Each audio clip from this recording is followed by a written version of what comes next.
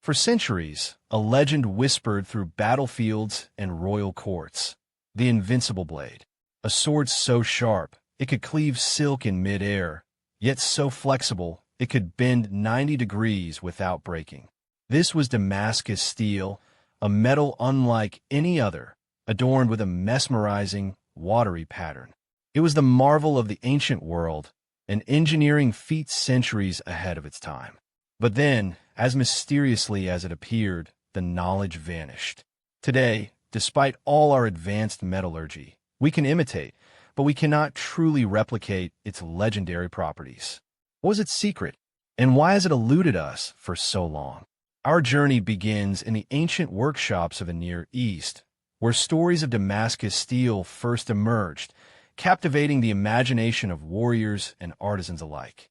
Crusaders, battling Saladin's forces, recoiled in awe and terror from the blades wielded by their adversaries. These weren't mere swords. They were instruments of precision and power, rumored to cut through lesser European steel with ease. The distinctive, flowing patterns on their surfaces were not decorative additions, but the visible signature of an internal structure that granted them unparalleled strength and keenness. It was a fusion of art and science, a testament to ancient ingenuity. What made these blades so extraordinary? Beyond the myth, historical accounts, and early scientific examinations describe qualities that defy simple explanation. A Damascus blade was not only exceptionally hard, allowing for an incredibly sharp and durable edge, but also remarkably flexible and resistant to shattering, properties often seen as mutually exclusive in metallurgy. A single strike could penetrate mail armor, yet the blade itself would endure. This paradoxical combination of hardness and toughness puzzled even the most skilled European blacksmiths, who struggled to understand the underlying principles of its construction.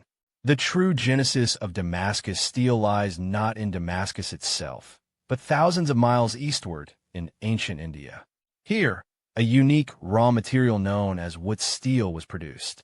Wootz, meaning patterned steel in some Indian languages, was made using a crucible method, where iron, ore, charcoal, and glass were sealed in clay pots and slowly heated. This careful, controlled process, undertaken in the absence of oxygen, resulted in ingots with an unusually high carbon content and a distinctive internal structure, forming the bedrock of the legendary blades that would later arrive in the Middle East. These precious Wootz ingots, often small and button-shaped, embarked on an arduous journey across vast distances, following the ancient trade routes from India to the markets of Persia and finally to Damascus.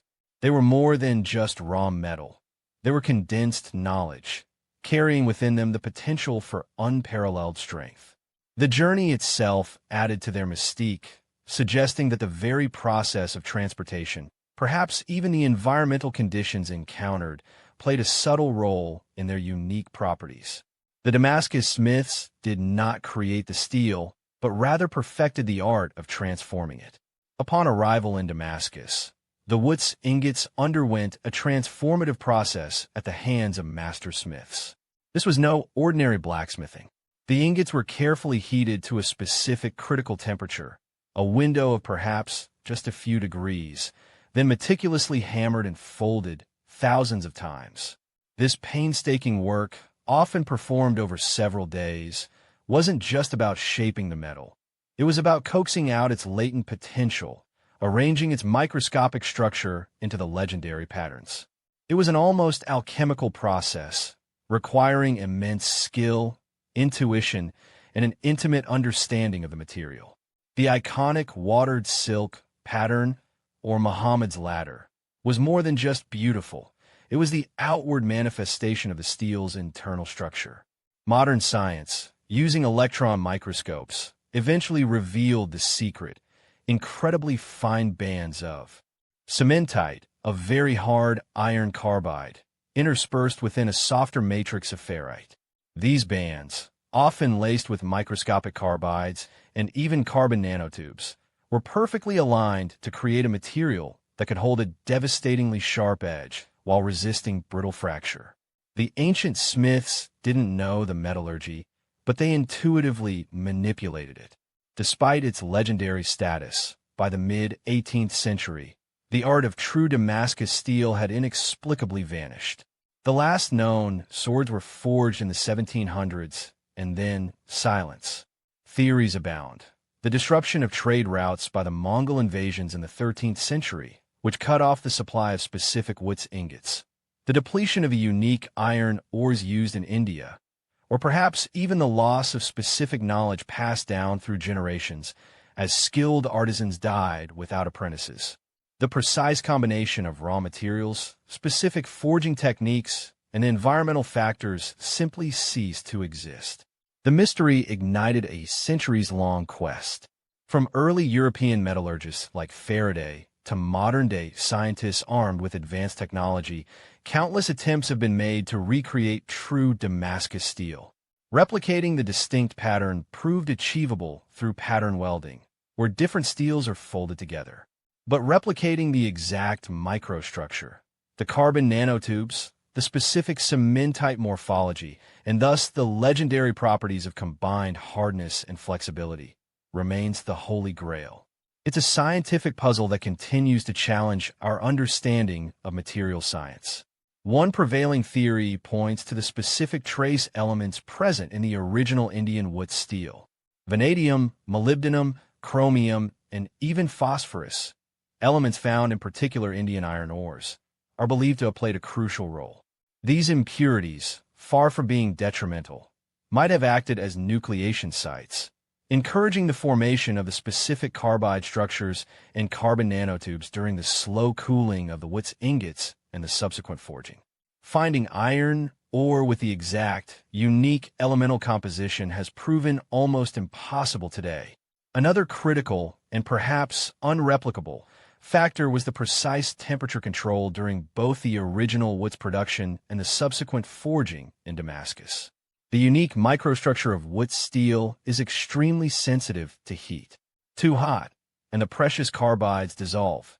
Too cold, and they don't form or redistribute correctly. The ancient smiths, lacking modern thermometers, relied on intuition, the color of the glowing metal, and generations of empirical knowledge passed down. This feel for the metal's exact state is a lost art, a human element difficult for machines to replicate. Even the very atmosphere of the ancient forges might have played a role. The presence of specific gases or carbon compounds in the charcoal and environment during the crucible process and subsequent forging could have subtly influenced the steel's final structure. Modern industrial processes operate in vastly different, controlled atmospheres. Could the seemingly insignificant byproducts of ancient wood fires or the unique mineral compositions of the clay crucibles have been the missing ingredient, a ghost in the machine that contributed to the legendary blades? It's a question that hints at the profound interconnectedness of ancient crafts. While modern steel can surpass Damascus in sheer strength or hardness, the specific combination of properties and the captivating aesthetic of true Damascus steel remains a pinnacle of ancient metallurgy. The inability to fully recreate it highlights the immense knowledge and intuitive skill of ancient artisans, who, without the benefit of scientific instruments, understood and manipulated materials with astonishing precision. The legend endures, not just as a historical curiosity, but as a potent symbol of lost innovation, reminding us that sometimes the greatest secrets are hidden in plain sight, or perhaps simply lost to time. The mystery of Damascus steel continues to intrigue us. It stands as a testament to human ingenuity, a beacon from the past that whispers tales of forgotten mastery. While modern science has unveiled many of its secrets, the perfect synthesis, the precise confluence of raw materials, environment, and unparalleled human skill remains elusive. Perhaps it's a reminder that some masterpieces are truly of their time, a perfect storm of conditions that can never be entirely replicated. And perhaps that's part of its enduring magic, a legendary blade, forever guarding its final, most profound secret.